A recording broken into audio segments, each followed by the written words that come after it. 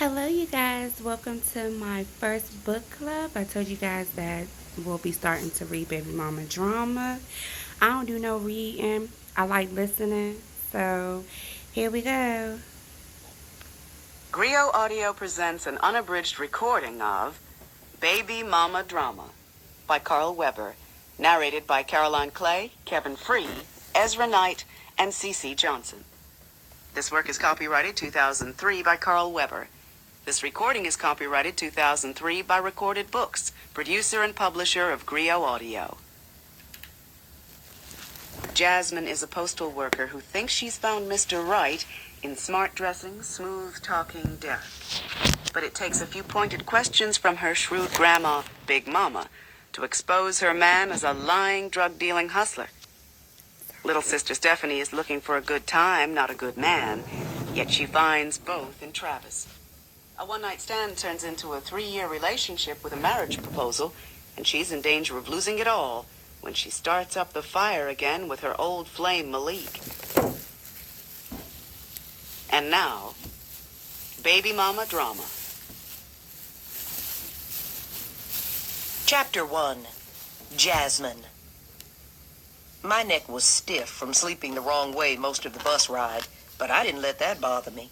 The only thing I was really concerned about was that my hair was going to look like shit from leaning up against the fogged-up window. Lord, please don't let my hair be messed up. My hair is my strength. Kind of like Samson. When my hair is a wreck, I'm a wreck.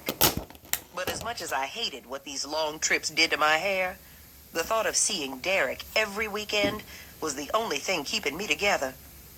Yes, I hated the fact that it was Thanksgiving Day, and I'd be missing my mom's smoked turkey dinner. And the Lord knows I didn't want to hear my sister Stephanie or my grandmother, Big Mama, about me missing all my family from out of town for the second year in a row. But Derek was my man, and he had to come first, no matter what. I met Derek about 4.5 years ago.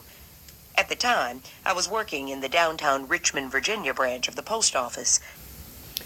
I have to say, sometimes, just going back to what she was saying, sometimes we get into these relationships and we be like, oh my gosh, he is the best thing. Like, oh my gosh, you put this man before your family. You be like, oh my god, he's all that matters. Like, oh, family will be there later. Like, blah blah blah blah blah. I'm kid. I ain't missing my mama turkey. I ain't missing no cake. I ain't missing no yams. I ain't missing no stuffing. I ain't missing none of that for no nigga. He either come or he gonna go eat his mama's food, cause I'm gonna go eat my mama food. So he better learn how to like my mama food, cause I like my mama food, cause not everybody can cook. All right, let's go back to this story. Don't let my hair be messed up. My hair is my strength. Kind of like Samson. Sorry, y'all. When my hair is a wreck, I'm a wreck. But as much as I hated what these long trips did to my hair, the thought of seeing Derek every weekend was the only thing keeping me together. Yes, I hated the fact that it was Thanksgiving Day, and I'd be missing my mom's smoked turkey dinner. And the Lord knows I didn't want to hear my sister Stephanie or my grandmother, Big Mama, about me missing all my family from out of town for the second year in a row. But Derek was my man, and he had to come first, no matter what. I met Derek about 4.5 years ago. At the time, I was working in the downtown Richmond, Virginia branch of the post office as a clerk. When he walked into the lobby, my tongue nearly fell out of my mouth. He was so fine in that designer suit, I wanted to jump across the counter and tongue him down. 6 foot 1 inch tall, with an olive complexion, highlighted by blue-green bedroom eyes, and hair black as coal, with big soft curls. His face was narrow, with 2 of the cutest dimples I've ever seen. He wasn't just fine. But they need to do better. He was fine. This shit is nasty. And I wasn't the only one licking my lips. I'm just saying. Every woman in the lobby was staring him down. Even the stuck-up old woman who always complained about our service. When he walked up to the front of the line, he must have known I was looking, 'cause he gave me a smile that could have melted Mr. Freeze's heart. Can I help you? I blushed, practically begging him to come over to my counter. I'd like to mail this priority. He leaned over the counter in a seductive stare. I looked down at the package and noticed it had a large white label with a James Center Law Office as a return address. Damn, fine and a lawyer. I think I've died and gone to heaven, were the only thoughts I could muster at the time. I'm a lawyer, he said, showing me those gorgeous teeth as if he was reading my mind. My name's Derek Winter. Nice to meet you, Mr. Winter. My name's Jasmine. I'm listening to her. Jasmine Winter. Oh, my God, I mean Jasmine Johnson. But I'm recording. I couldn't help but blush again. Well, Jasmine Johnson, you taking time off your supermodeling job or what? 'Cause, baby, I've never seen a post office clerk look as good as you.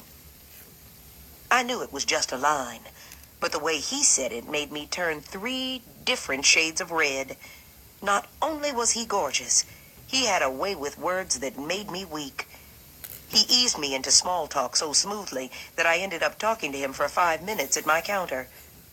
Somehow, small talk became an invitation to dinner and a post office line full of angry customers. When I saw my supervisor walk into the building, I jotted down my address and phone number so he could pick me up later that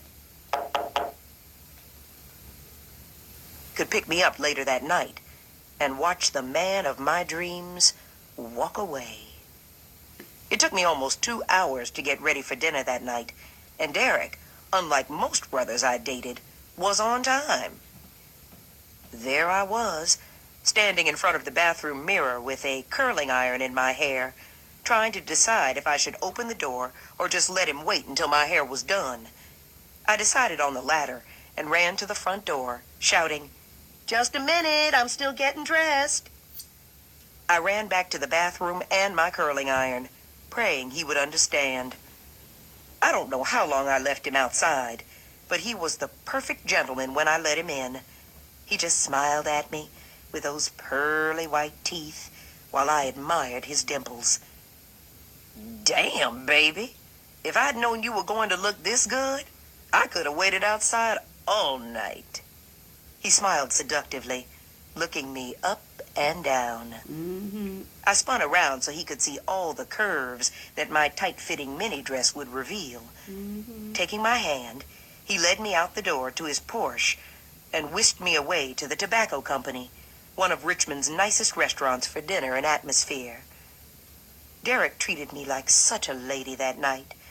When we arrived at the Tobacco Company, he wouldn't even let me order. It was as if he knew exactly what was right for me from that point on. We ate shrimp scampi and drank Moet till I was silly drunk. Then we walked over to the club after 6 and danced until they were ready to close. Derek was having such a good time, he bribed the owner and the DJ into staying open an extra half hour. It was the most perfect evening I've ever had, and quite honestly, the most fun I've had in my adult life. It was as if that perfect date would never end. By the time I awoke from my fairy tale, it was 2 weeks later, and we were a couple. A month later, he'd moved in. Derek had showed me romance in ways I'd never dreamed of, showering me with diamonds and furs. He even bought me a new car. There is no question that those were the happiest 6 months of my life. And if you knew my life, you'd know happiness was rare. Yeah, those were happy times, all right. That is, until Big Mama got involved. God, I remember it like it was yesterday. Big Mama was at the house eating dinner when Derek looked at his watch. "I've got to go to court," he said, kissing me as he got up and put on his sport coat. "What kind of lawyer did you say you were?" Big Mama asked him with that tone she used when she thought we were lying. "I'm a defense attorney. I do mostly legal aid work through the night courts," he answered, no doubt expecting Big Mama to shut up. But he didn't know Big Mama at all. She never said anything unless she was going to make a point. "Oh, So that's why you leave my grandbaby every night and don't come home until the wee hours of the morning. She lit a cigarette, and that scared the hell out of me. 'Cause when Big Mama lit a cigarette, one thing was for certain. Trouble was about to raise its ugly head. Big Mama, why are you asking Derek all these questions? I interrupted. Hush, child. Let the boy answer for himself. He a grown man. She smirked at Derek. Well, Derek, is that why you leave my grandbaby all alone at night? I could see Derek sense trouble, but he still played it pretty cool. Yes, ma'am. Night court doesn't close until 4 o'clock in the morning. I sighed with relief. Big Mama was up to something, but Derek seemed up to the task. So, I guess you know Judge Jackson and Judge Jones. Yes, ma'am. I've had a chance to be in both their courtrooms quite a few times, Derek answered with confidence, although he did look a little agitated. Then how come neither of them seem to know you? They both belong to my bridge club, and I asked about you. Big Mama tilted her head as she released the smoke from her lungs. Well, there's a lot of lawyers in Richmond, especially in night court. You know the night court judges are pretty busy men. Derek was visibly nervous as he glanced back and forth from Big Mama to me. They probably don't pay attention to a young lawyer like me. That's not what Judge Jones said. He told me that night court was actually a very small world, and he made it his business to know every lawyer that came into his courtroom. Big Mama took a long drag on her cigarette, then blew the smoke in Derek's face. How old are you, young man? 24, he answered meekly. And how old were you when you finished college? I could see Derek doing the math in his head. 22. It sounded almost like a question rather than a statement. Lord have mercy. Either you're the smartest man in the world or the dumbest.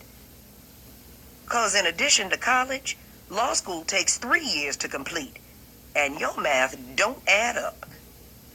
I'm sorry, I would have shook told her Grandma, head I would have and stared told Big Derek in Mama the shut the face. fuck up and mind her business. Now, And then young we would have left man, with, because see, what if do she you all in my really do for a business, living? sorry. Let me pause this Derek story was so right quick. embarrassed that he 'Cause walked y'all straight know out the sometimes door I gotta without... say stuff. Because I would have told her, see, you all worry about my business. That's why you not getting no dick, Grandma. That's why you all in my business, because you're not getting any. Get out of my business. And sometimes that's the problem. Sometimes family need to mind their business. Sometimes you got to go through stuff for yourself. But sometimes family put their mouths and their nose where it don't belong. And they could make a bad situation worse. Some family members just nosy as hell. They don't got no business. So they have mouths and everything always in somebody else's business. See, that couldn't have been my grandmother. Because for one, my grandmother knew to mind her business. She ain't ask questions. She like, look, this your life. You got to live it. But ain't nobody out there being private eye. Grandma didn't even get paid. You see, she doing private eye work and she ain't even getting paid. Now, had Derek been buying her stuff and doing stuff for Grandmama, she probably wouldn't even care who that man was. Grandma need to sit down, finish getting cancer from that cigarette, and shut up. All right, let me finish playing this story. Y'all know I gotta say stuff. Y'all know me. Y'all know me. Yeah. This the part of having. This is, why I have a book club. Sometimes I gotta pause it and then come back and, because, saying another word. I got up from my chair to chase him, but Big Mama grabbed my arm. Child, if I told you and your sister once, I told you 1,000 times. A good man is hard to find, and that is not a good man. I sat down reluctantly and listened to her lecture.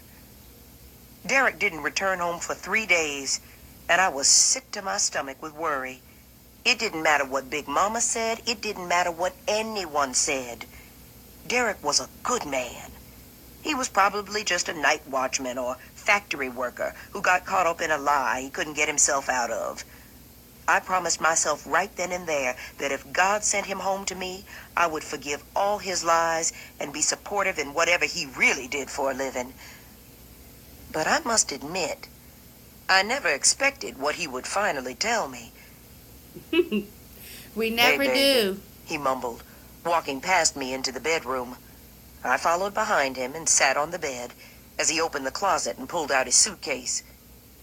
What's that for? I asked, taking the suitcase out of his hands. He looked at me like I'd just asked the craziest question.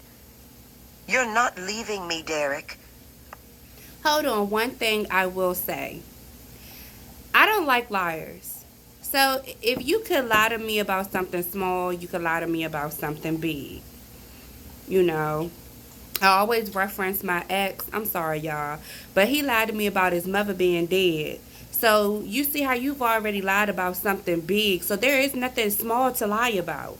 So, like, I just feel like honesty is the best policy. Tell the truth. I mean, you never know what'll happen if you just tell the truth. You know, it could work in your favor, it may not. But if you lie to somebody, you take away their chance and their opportunity to be able to choose whether or not they want to stay, go, deal with, not deal with. So just tell the truth. Some people have a problem with that. It says, tell the truth, shame the devil. All right, let's listen. I love you too much to let you leave me. Look, Jazz, I'm not a lawyer. I'm the furthest thing from a lawyer. I could see he was embarrassed. I know, and I don't care if you're not a lawyer. You lied to impress me? Well, baby, I'm impressed. Not with you being a lawyer, but with you as a man. I love you, Derek. I just want to be with you. I walked over and placed my arms around him. Jasmine, I love you too. He hesitated before continuing. But baby, I'm a hustler, a drug dealer. When you first met me, I was leaving my lawyer's office trying to beat a possession charge. My lawyer asked me to do him a favor and mail a package. I'd be lying if I said I wasn't shocked. For some stupid reason, I never even imagined that he could possibly be a drug dealer. I suppose the tons of cash he always carried should have tipped me off. But I was blinded by my love for this man. He always seemed so mature. Nothing like those roughneck gangbangers whose pants hung halfway down their backsides. I looked up at him. Nothing about him said drug dealer. Our whole relationship is built on a lie, Jasmine. He reached for the suitcase. That's not true. Our relationship is built on love. I felt compelled to reassure him of my love. So without thinking or caring, I said, if you're a drug dealer, Derek, then so be it. Just make sure you're the boss and not some unimportant street corner gangbanger. Be the best drug dealer you can be. Because I don't want my man to be anything but the best. I could see the shock on his face as I pulled him onto the bed. We made love right there, sealing a relationship that would end up with Derek spending 3 years of his life behind bars, and me traveling up every weekend to see him. Now, some of us have been in that situation where you're so in love with this person and they get locked up and then you both do the time. I have done that where, you know, my baby father got locked up and I was there for him, throughout that year he was gone. It was hard, but then it wasn't because we got, you get to talk to him and stuff like that. So it's not bad. But some niggas, you can't put your life on hold for because they don't understand and they'll keep doing it and doing it and doing it. And see, I only did it one time. After that one time and he went back, I ain't going to do the time with you the next time because you didn't learn from the first time. So, like, we've been there before. So, I can't look down on nobody or shun nobody because I had a jailbird boo. And, it is what it is. That jailbird boo is my baby father. That's my best friend. I'll do anything for him. Just right now, we just not in them corners. I can't do that. I can't, do jail. I can't do jail. So, like, but, you know, he come home, he ever need me, I'm always going to be there. That's my daughter's father. And we're friends before anything. All right, let me finish playing this. I was stunned out of my thoughts when the PA system for the bus blared, the driver's voice announcing that we had arrived at Roanoke Regional Prison. As usual, I got the chills when I looked at the tall, castle-like structure of the prison. This place gave me the creeps. Thank God Derek only had 6 months to go. It took almost an hour before I finally reached the visiting room. By then, I was dying to see him. I smiled, eagerly telling the captain I was signing in to visit Derek Winter. A brief look of jealousy came across his face, but disappeared just as quickly. I bet he was wondering why a 5'8" tall, caramel-colored Tyra Banks look-alike would be visiting a convicted drug dealer. He always be trying to Well, slice this so. It was none of his fucking business. Mm. I hated black corrections officers more than any law enforcement officers, mostly because of the stories of abuse Derek had told me. They always seemed to be harder on the black inmates because they needed to prove to the white officers that they weren't cut from the same cloth. I wanted all of them to know that someone like me was out of their class. The captain flipped through his book, managing to keep one eye on my chest at all times before he found Derek's sign-in page. He smirked as he handed me a pen. I almost cursed out loud right then and there when I looked down at the sheet. There, on the sign-in sheet for the previous day, was Wendy Wood's name. She was Derek's baby's mama, and I couldn't stand that bitch. She'd been trying to take Derek away from me ever since we started going together. I sighed heavily, tempted to turn around and not visit him at all, though I quickly changed my mind. I had traveled 3 hours to see him, so I was going to stick around to have the satisfaction of cursing his ass out. I stalked into the visiting room and found Derek sitting at a table waiting for me. Even in those orange prison overalls, he was so damn fine. I almost wanted to forgive him for Wendy's little visit, but I couldn't let him get away with that. I had made too many trips to see him and bought too many pairs of sneakers, not to mention the 2.5 years of celibacy I was going through. He wasn't going to play me, especially not for that big-ass weave-wearing bitch he had a baby with. Hell no. Damn, baby. You think you could look any better? Every week you seem to get finer and finer. Come here and give your man a kiss. He smiled flirtatiously, and I almost melted at the sight of his gorgeous dimples. He was doing it to me. He was making me blush even though I was mad at him. God, I hated the power he had over me. I was mad. He had done me wrong. Nonetheless, a smile was creeping over my face, and I was about to give in as I felt his hands wrap around my waist. What the fuck was Wendy doing here? I pushed him away as I regained my resolve. I could have plenty of attitude when I wanted, and I needed it then. I had to, because he was going to kiss me, and if he did, it would have been all over. I asked you a question, Derek. What the fuck was Wendy doing here? He raised his eyebrows in surprise. That's how we be. Then looked around to see who was watching. Sit down and I'll tell you, he ordered me through gritted teeth. What you trying to do? Make me look like a punk? He guided me into a chair. This had better be good, Derek. Oh, this is the last time I bring my black ass to visit you.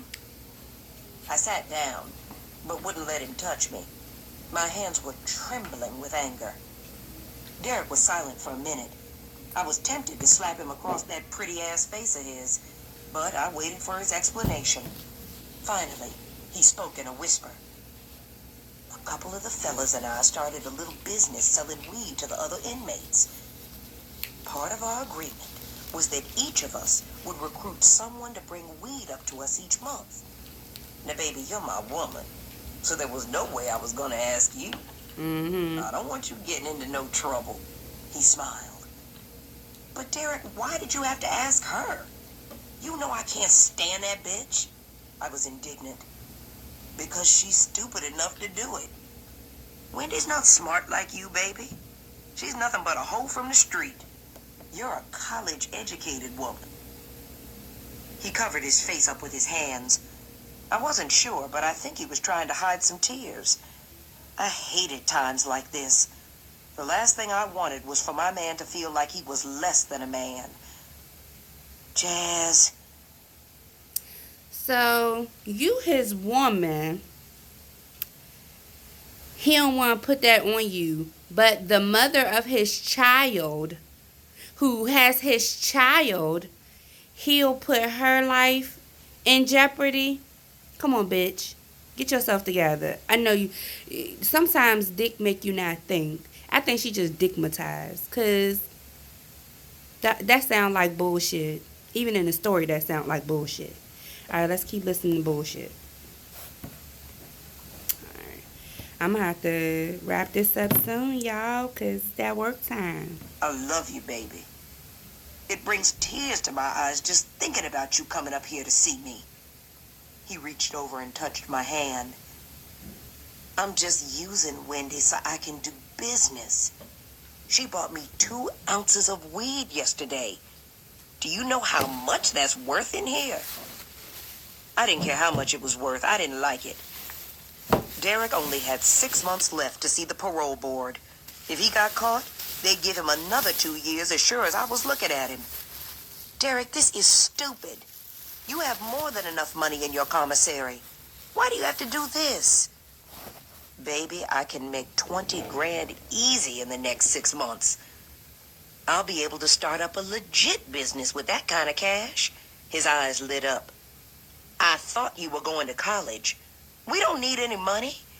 I'm making good money now. They made me supervisor at the post office. Hey, let me decide what's right for us. I am supposed to be the man in this relationship, right? He waited for an answer. Right, Jasmine? How the fuck you gonna be a man in a relationship behind bars? Like, come on. Come on, Jasmine. I noticed the story, but sometimes you just be like,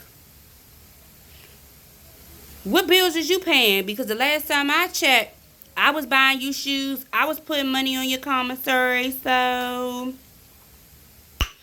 I don't know, y'all. This Derek guy, he seemed kind of sketchy, etchy. I nodded my head weakly. Now, that's my girl.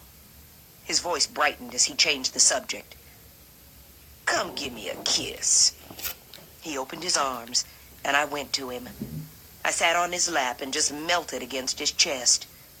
Suddenly, Wendy and her little visit were the last things on my mind. I miss you, Derek. I can't wait till you're at home. Baby, not as much as I miss you. He kissed me, and I held on tight.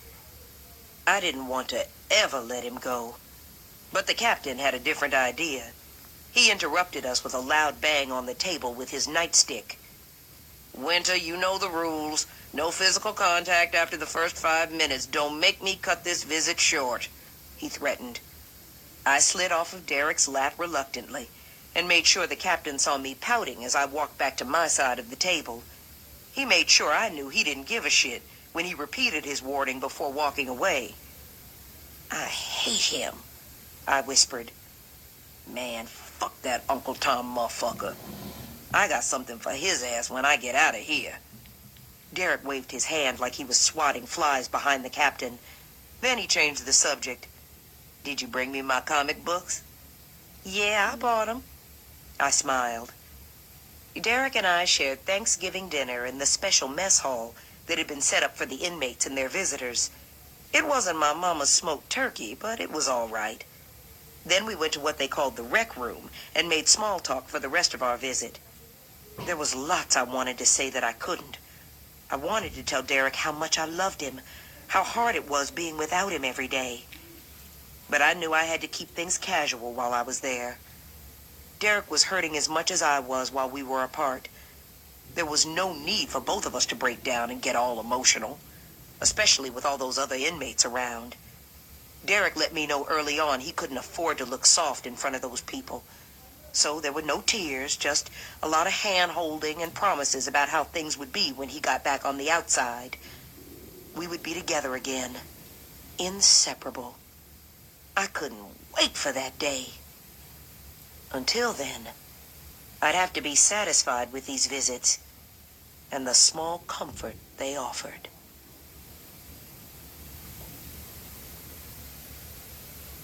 Chapter 2. All right, you guys. This is our first book club. Like, this is Baby Mama Drama by Carl Weber. I like doing audio because I don't like doing a lot of reading. I like listening to people, narrate the story. And I like for you guys to hear it as well. So, I'm going to open the floor for you guys to leave messages, talk about, the story. Tell me what y'all got. Tell me how y'all feel. Tell me what y'all think gonna happen between Jasmine and Dirk. Like, let's get this floor open. Let's get it popping. Let's get it talking. I'm interested to know what's gonna happen between them two as well. So I'm about to go to work, you guys. I love you guys. Thank you for coming. Talk to you guys tomorrow for chapter 2. Well, we may do 2 and 3 tomorrow. All right. Later, my toodle noodlers. Bye.